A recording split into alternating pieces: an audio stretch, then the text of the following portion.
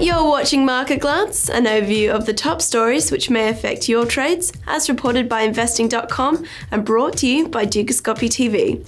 The dollar fell against the euro and the other major currencies on Friday after data pointing to sluggish US wage growth prompted investors to push back expectations on the timing of an initial hike in short-term interest rates. The euro rebounded following the data, with euro-dollar rising to 109.84 in late trade, up 0.47% for the day. For the month, the pair lost 1.17%.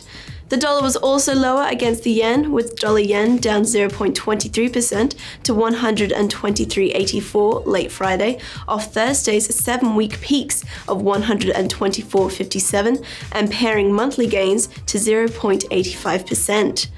Meanwhile, the dollar was lower against the pound and the Swiss franc, with pound dollar adding 0.17% to trade at 156.27 and dollar franc slipping 0.23% to 0.9670. Asian shares fell today as a survey of China manufacturing for July came in weaker than expected. The manufacturing PMIs from Japan, seen at 51.4 in July, came in at 51.2, and for China, the market final for July dropped to 47.8, well below the 48.3 in the flash estimate. The Australian economy is highly dependent on exports to China. The Shanghai Composite fell more than 2.4%, while the Nikkei 225 was down at 0.45%. The S&P eased to 0.42%.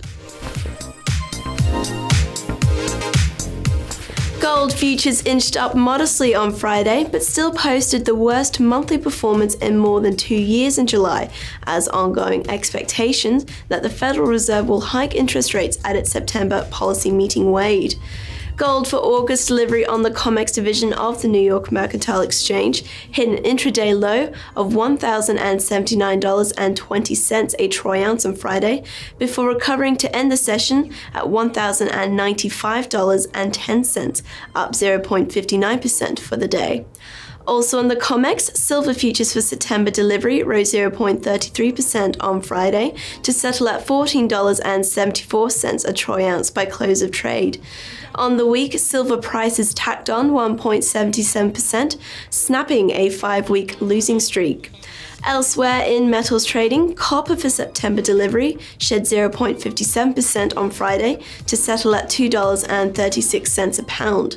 For the week, copper prices declined 0.76%, the 5th consecutive weekly loss. Prices of the red metal plunged 9.6% in July, as steep declines on China's stock market rattled investors' confidence. Crude oil futures fell sharply on Friday to cap the worst monthly performance since the 2008 global financial crisis, as ongoing concerns over a glut in world markets continue to drive down prices. On the ICE Futures Exchange in London, Brent for September delivery fell to a session low of $51.63 a barrel, a level not seen since January 30th, before closing at $52.21, down 2.06% for the day. Elsewhere, US oil futures fell to the lowest level in more than 4 months on Friday, after data showed that rigs drilling for oil in the US rose last week, underlining concerns over robust domestic production. On the New York Mercantile Exchange, crude oil for delivery in September hit an intraday low of $46.70 a barrel, a level not seen since March 24th, before ending at $47.12, down 2.89%. That's all for Market Glance. Thanks for watching and keep tuning in to Dukascopy TV for our regular updates.